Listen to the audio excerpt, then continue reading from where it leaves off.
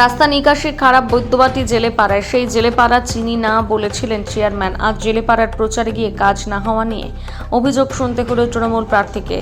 আজ সকাল থেকে বৈদ্যবাটি পৌরসভার 14 নম্বর ওয়ার্ডে প্রচার শুরু করেন চাপদানির তৃণমূল প্রার্থী অরিন্দম গুইন। পায়ে হেঁটে ওয়ার্ড ঘোরেন তিনি। ডাব শরবত খেয়ে পাড়ায় পাড়ায় রজনীগন্ধার মালা পরে ভালোই চলছিল প্রচার। তাল কাটল জেলেপাড়ায় যেতে। তৃণমূলের বিদায়ী বিধায়ক এবারের প্রার্থী অরিন্দম গুইনকে সামনে পেয়ে অভিযোগ করলেন বাসিন্দারা।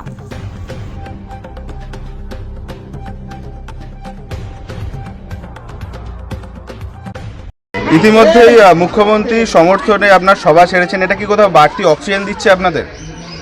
দেখুন, এ তো সব সময় মুখ্যমন্ত্রী আমাদের দলের সুপ্রিমো মমতা বন্দ্যোপাধ্যায় আসা, অভিষেক বন্দ্যোপাধ্যায় আমাদের সেনাপতি আসা, এটা সবসময় কর্মীদের উদ্বুদ্ধ করে, আমরা একটা এক্সট্রা অক্সিজেন পাই।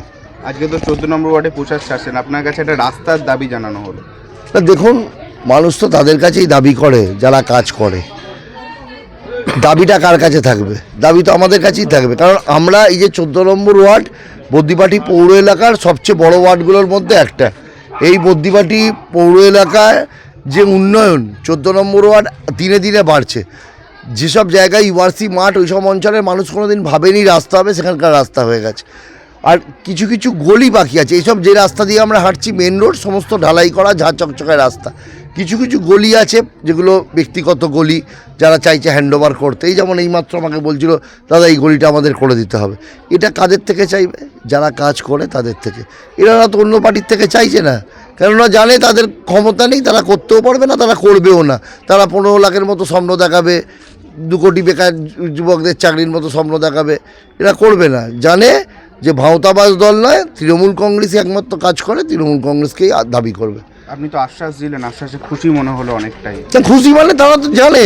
দেখুন, 7 বছর চেয়ারম্যান ছিলাম এই শহরে, মানুষকে যে কথা দিয়েছি, 5 বছর বিধায়ক হয়ে যে কথা দিয়েছি, চেষ্টা করেছি সেই কথা রাখতে। হয়তো কিছু পারিনি, হয়তো 99%, 98% পেরেছি রাখতে, ঠিক আছে? কাজে সেই ভরসাটা তো এই শহরের মানুষের আছে, এই বিধানসভার মানুষের আছে, সেই জন্যই খুশি তারা। চাপদানি বিধানসভার দুটি জ্বলন্ত সমস্যা, একটি হচ্ছে নিকাশি ব্যবস্থা, অন্য হচ্ছে বৈদ্যবাটি 11 নম্বর রেল গেট। কি বলবেন, এটা কত? ব্যাপার হচ্ছে, আমি একটা প্রপোজাল তো দিয়েছিলাম এর আগেই, যে যদি ওটা সম্ভব হয়, ওটা আমি মানে আপ্রাণ চেষ্টা করব যে রেলগেটের সমস্যাটা, যে যদি চাপদানি যে দিল্লি রোড থেকে জিটি রোড রাস্তাটা বলেছি, তাতে কি হবে, এই রাস্তা হলে আমার চাপদানি বিধানসভা, চাপদানি শহর মেনলি শিল্পনগরী বলতে পারেন, যেখানে 5খানা বড় বড় মিল আছে, তা বড় বড় গাড়ি থেকে শুরু করে সেখানকার মানুষের গাড়ি সমস্তগুলোই এই বদ্দিপাটি গেটের ওপর দিয়ে যায়, যার জন্য প্রচুর জ্যামজট হয়। তো এই রাস্তাটা যদি আমরা করতে পারি, এই খাল ডিবিসি ক্যানাল দিয়ে সোজা দিল্লি রোড, তাহলে আমার মনে হয় এটা যদি পসিবল হয়, তাহলে অনেক অংশে এটা, এই প্রপোজাল আমার দেওয়াও আছে। আর আশা রাখি, চেষ্টা করব আগামী দিন এই কাজটাকে করার। কারণ হচ্ছে, এই রেলমন্ত্রী যিনি এসে বলে গেছেন যে এই গেটটা উনি ব্যবস্থা করে দেবেন ব্রিজের। এটা মানে ওই 15 লাখের স্বপ্ন দেখাবার মতোই ব্যাপার। কারণ হচ্ছে এরা করবে না, কারণ বলেছিলেন 15 দিনে ডিপিআর পাঠিয়ে দেবে। হ্যাঁ, 15 দিন পেরিয়ে 30 দিন হয়ে গেছে, মোটামুটি প্রায় 30 দিন হতে চললো, ডিপিআর কিছু আসেনি। ওই ডিপিআরই থাকবে, ডিপিআরই থাকবে, ঠিক আছে? মানে কি বলবো, এটা